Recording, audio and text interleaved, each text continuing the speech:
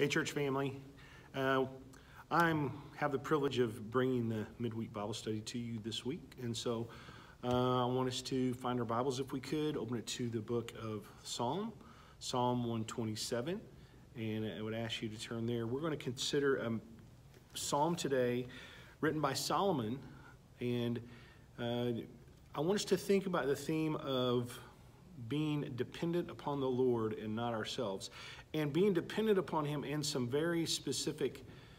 one very specific area in our lives, and in general as well. And so in general, we in our lives should be fully dependent on the Lord. As believers, as His children, we should fully depend on Him. Some of us, many of us, in the area of raising kids, it is a great way for us to specifically demonstrate that we will depend on the Lord as we raise these kids, because raising children is probably one of the hardest things I've ever tried to do, and I can't do it in my own wisdom or strength. I've got to depend on the Lord. So I want us to look at Psalm 127, and I want us to see what God's Word has to say to us about living a dependent life upon the Lord. And that's hard for us because we're conditioned to be independent and rely on ourselves. And so today, I want us to consider this fact. So Psalm 127, let's read it and see what God's Word says to us today. Psalm 127 says this: "Unless the Lord builds the house, those who build it labor in vain. Unless the Lord watches over the city, the watchman stays awake in vain. It is in vain that you rise up early and go late to rest, eating the bread of anxious toil, for He gives to His beloved sleep." Then verse 3 says this: "Behold, children are a heritage from the Lord, the fruit of the womb a reward. Like arrows in the hand of a warrior are the children of one's youth. Blessed is the man who fills his quiver with them. He shall not be put to shame when he speaks with his enemies in the gate." So I want us to consider this life that we live, and consider the need to live in this full dependence on God. So here Solomon gives us three examples, I think, of how to consider things in our everyday life. How we will live in life on a day-to-day basis is spoken about here. We all do three things that Solomon has us to consider. We all build, we all watch, we all labor. And so first, let's consider the building in the first part of verse 1. As we invest in our lives, we're building it. As we invest in our families, we are building them. As we invest in our church family, we're building it. So we are all, in some regard, building something. All the time, effort, and resources that we invest in building any of those things, and specifically here as he starts talking about families, it's all in vain if we're not resting on the Lord. If we're not informed by the wisdom that God has instead of our own wisdom. In fact, trying to build a family or a church or anything else in our own wisdom, it's really absolute foolishness to even try that. So we've got to be aware of that. We can't use our wisdom in the building process. In fact, Jesus talks about this. He illustrates the point. If you go to the book of Matthew, chapter 7, verses 24 through 27, listen to what Jesus says in that passage. He says, "Everyone then who hears these words of mine and does them will be like a wise man who builds his house on the rock. And the rain fell, and the floods came, and the winds blew and beat on that house. But it did not fall, because it had been founded on the rock. And everyone who hears these words of mine and does not do them will be like a foolish man who built his house on the sand. And the rain fell, and the floods came, and the winds blew and beat against the house, and it fell. And great was the fall of it." Now notice that both built a structure. Effort was put into the building. It was just that one's effort, it was all in vain because it had the wrong foundation that the home was built on. So notice that Jesus says, "And the rain fell," not if the rain fell. You see, rain or hard times, they're going to come our way in life. And when they do, it's going to be really important. It's going to really matter what the foundation of our lives or our families were built upon. It's going to be very, very important. So we see the great wisdom in rejecting dependence upon ourselves and fully depending on the God. So we value His wisdom and not ours. That's hard to do, but we value His wisdom and not ours. We prioritize His ways, not our ways. We seek His will, not our own will. So we're going to build our house on Jesus and His truth and not ourselves or our opinions. And that's very important, whether it relates to our church or relates to your families, you're raising your children, your own life, whatever it is. We've got to make sure that our house, our efforts are all based on that we are resting in Jesus and His truth and not our own. And so we need to remember that. So we're building. But second, we all watch as well. In the verse here it says, unless the Lord, let me back up. Unless the Lord builds the house, those who build it labor in vain. We just considered that. Then it says, unless the Lord watches over the city, the watchman stays awake in vain. So we all watch in life. And we are often watching what we build. The watchmen on the wall, they were to stand guard. They were to be alert to protect the city from attack that would maybe come. And as we build our families, our churches, we must be watchful over them as well. But we have got to understand that we ultimately are not the ones able to protect or guard our homes or our churches apart from God. What we ultimately need in this life is the protection of God. So we must fully trust and depend on Him for the protection of our homes, of our churches, and all that comes. There was a famous British preacher named Charles Spurgeon. He printed a publication called The Sword and the Trowel. And the reason he called that publication The Sword and the Trowel is because the purpose of that publication was to build believers, hence the trowel, and was to fight sin and false doctrine, hence the sword. So the sword and the trowel were used for those things. That publication was for that specific purpose. So there is the sense that we, as we live life and build our families upon the rock of Jesus, we watch and we protect what we've built from the attacks of Satan. And if you don't think that your church or your family is not under attack, you are sadly mistaken. The church is under constant attack. Our families are under constant attack because God ordained both those institutions, and Satan is going to do anything and everything he can to attack them. And so as a part of that, we have got to be watchful.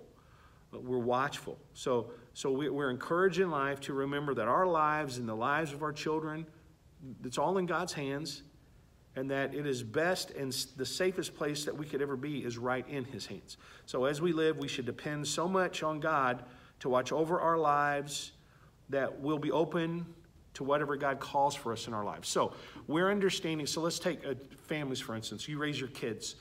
We need to raise our kids in such a way that we are watching over them, but ultimately we know that God is watching over them.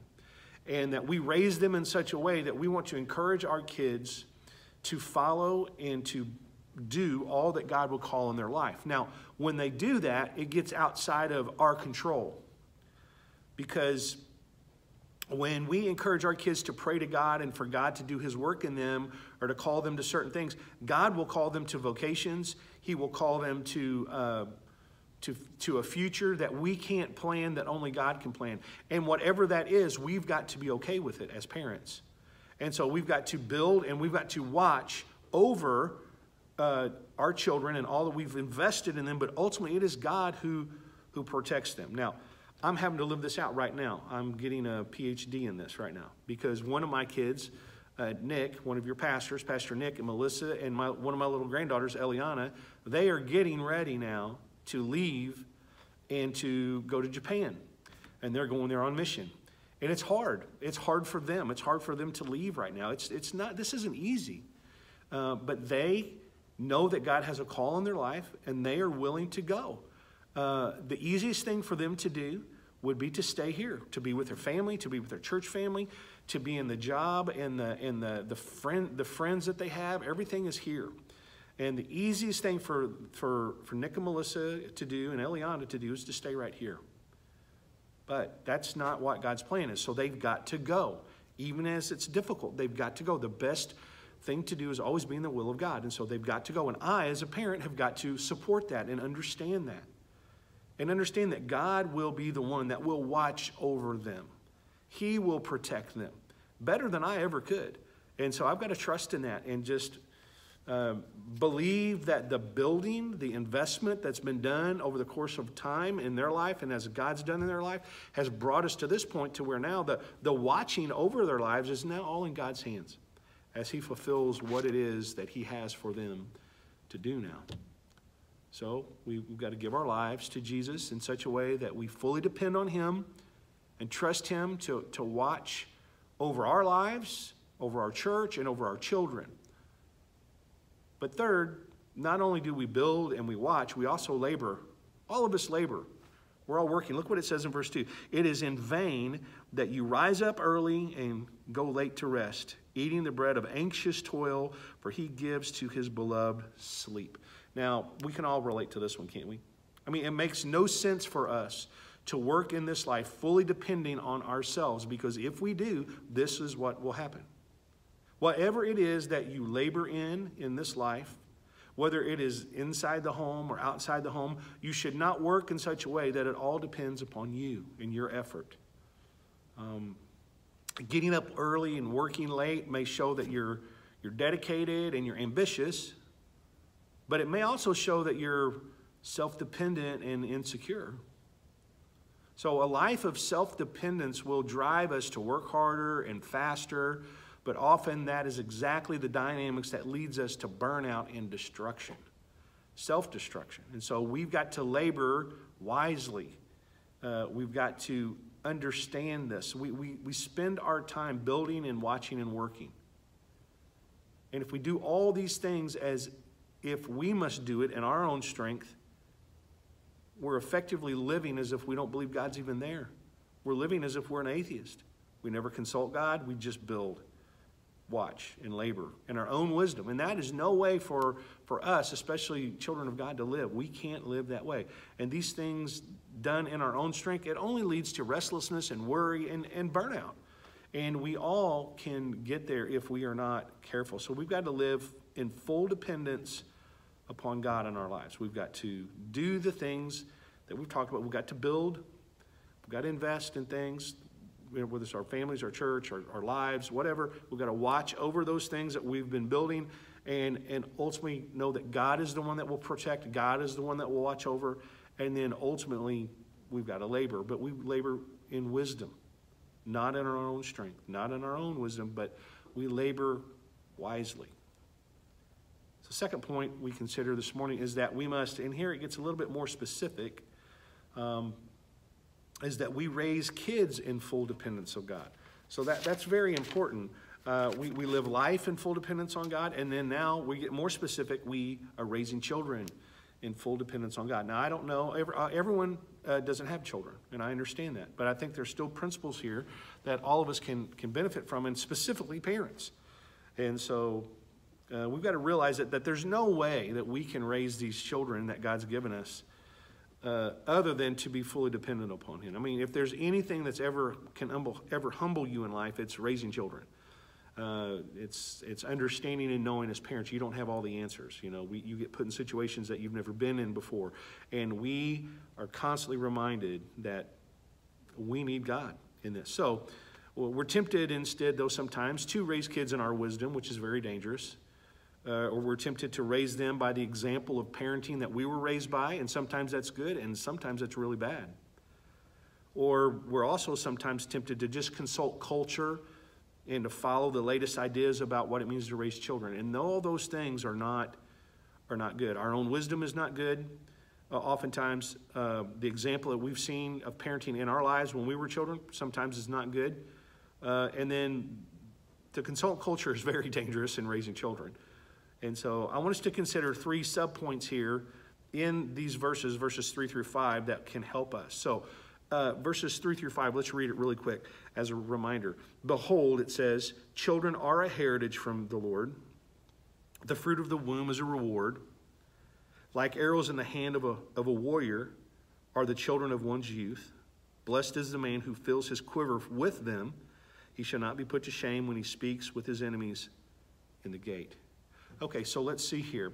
Let's consider this idea of raising children fully dependent upon the Lord. So the first thing we need to understand is that children are a blessing. Children are a blessing. Now, they are a heritage and a reward according to these verses.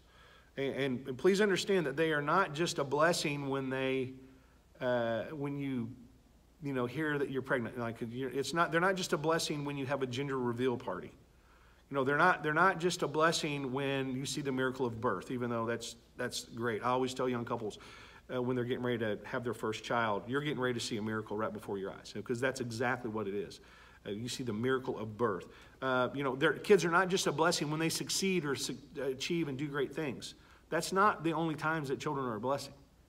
They are a blessing simply because of who they are and the fact that God chose to bless us with these children. They are just intrinsically a blessing to us. They are a blessing on their good days, and they are a blessing to us on their worst day. Children are a blessing. Now, we live in a time that is not so convinced of that. I really believe that. We live in a time now, if you have more than 2 children, you're seen as, what's going on? Why would you have more than 2 children? In fact, if you have like 4 or more children, people think there's something wrong with you. Because people look at children differently. People in our world today raise their children oftentimes on a performance-based acceptance as well. So if you have too many children, people think something's wrong. And then when they get children, they think, well, my goal of raising a kid is to just get them to perform well, especially when they're around me. You want to see, or just in life, you want children to make good grades, you want them to be a good athlete, you want them to be talented musically, and you do everything you can to get them to develop these things, which are not bad things, but we're teaching them to kind of perform. But if people have children that struggle or have certain needs that calls for extra attention, parents can raise that child in such a way where they feel more like a burden than a blessing. Every child is not going to perform athletically. Every child is not going to perform academically. Children are not the goal of having children are not for them to perform for us. We understand they are a blessing to us. God has given them, they are gifts to us. And we need to make sure that they understand that, and we are not accepting our children on some performance basis of how they perform for us. So children are gifts from God. And if we fully depend on God as we raise them, we can keep this proper perspective that reminds us that in the good times and the bad times, children are still a blessing.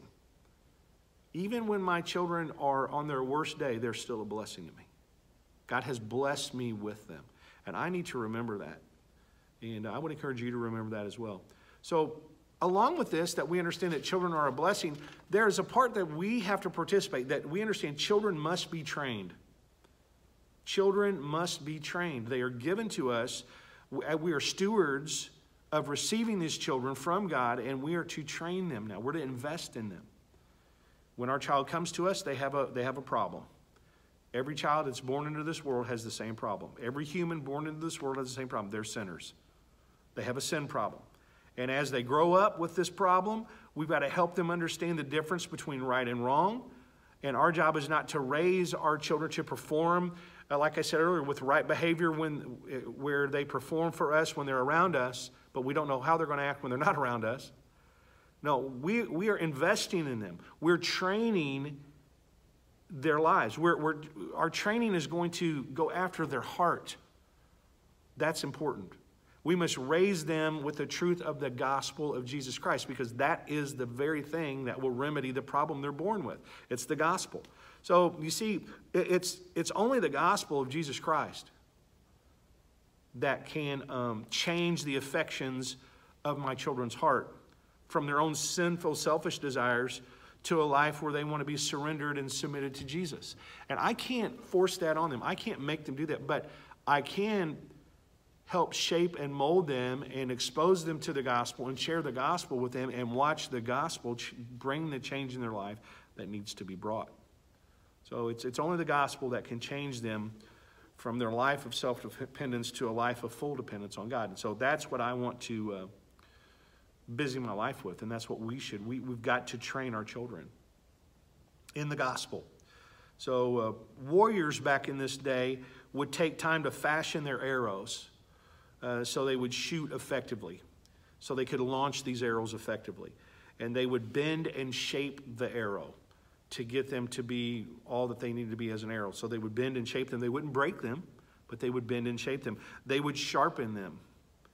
And oftentimes they would test fire their arrows as well to make sure they're going to fly the way they should. And we must do the same with our children. We must fully depend on God as we spend time with them, and we must spend time with them. We must spend time with our children. If we're going to do these things, if we're going to shape them, if we're going to mold them, if we're going to expose them to the gospel, we've got to spend time with our children. Got to spend time with them. Time engaged with them, not just in the same room together, but we're just all watching the same movie together, but we're not really conversing. Not that it's bad to watch movies together. It's not just we're all in the same room on social media together on our own phones, but we are looking for those times where we are living life, we're doing life together, we are engaging our kids, we're spending time with them. So, you know, we raise our kids, I've said this before, we raise our kids to follow certain sports teams. Like I'm a IU basketball fan. I'm a Boston Celtics fan. I used to be a bigger Boston Celtics fan than I am now because of Larry Bird. That's another story. But, you know, I would watch those teams, and my kids, what did they hear about? What teams did they hear about? Well, they didn't hear about the Los Angeles Lakers because I was not a fan of the Los Angeles Lakers.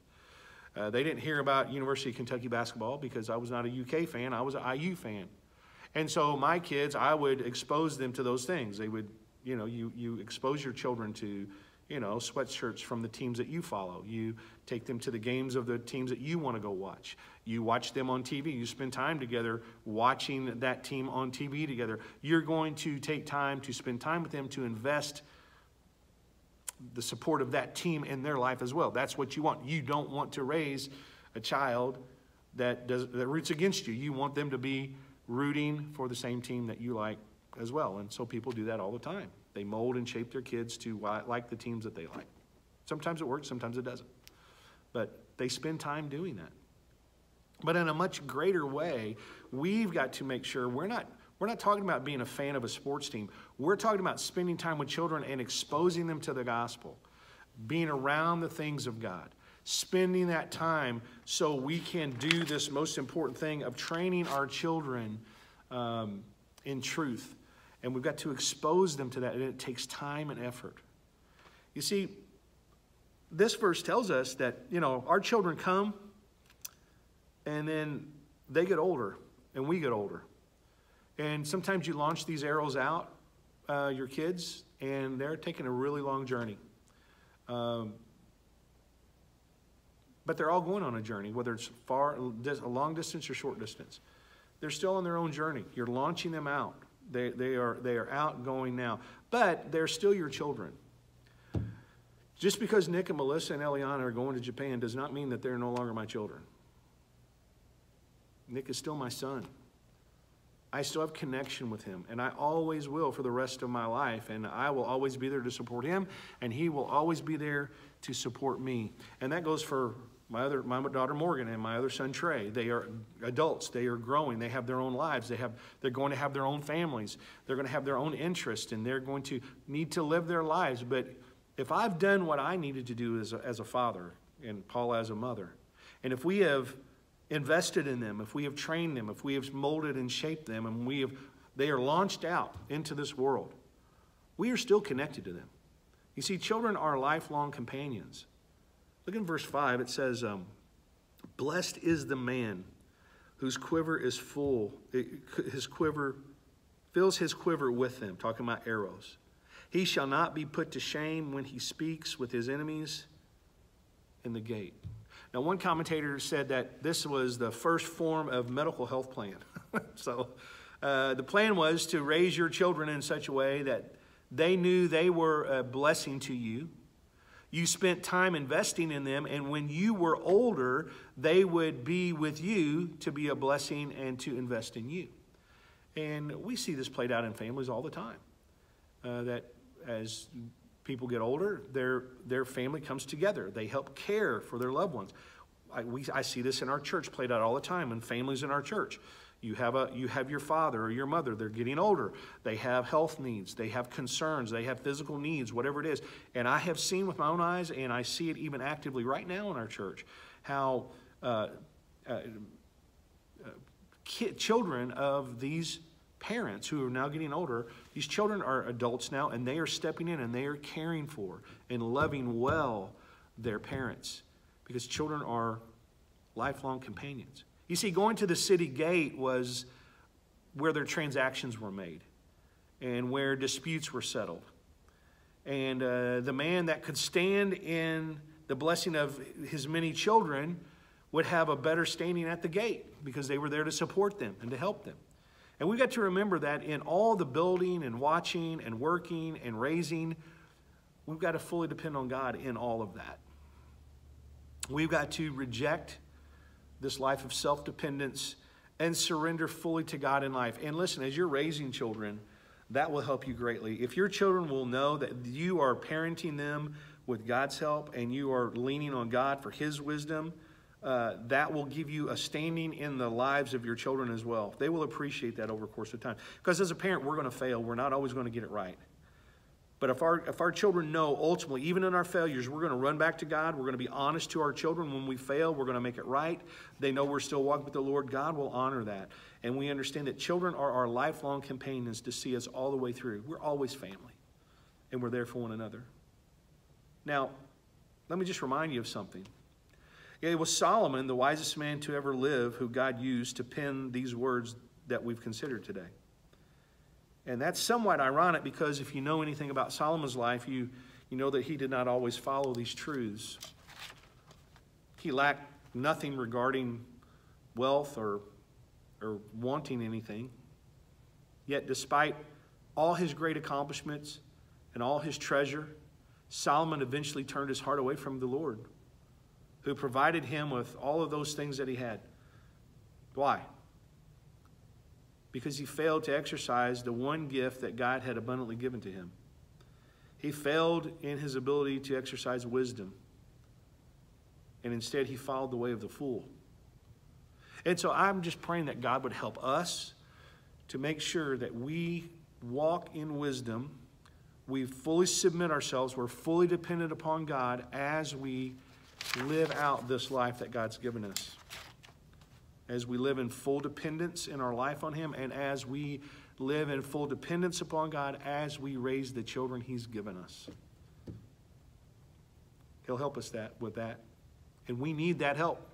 And I pray that you will consider this and that you will take it to heart in your life that you're living, in the raising of your children, or if you're grandparents and you're helping to raise grandchildren, see how important that is and invest in these children so ultimately they can come to know who Jesus Christ is through the truth of the gospel.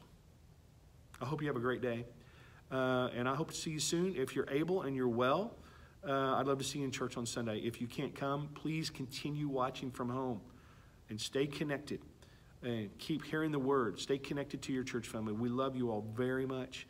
And we just pray God will continue to lead us forward every step of the way in this life. I love you, and I hope you have a great week. Bye-bye.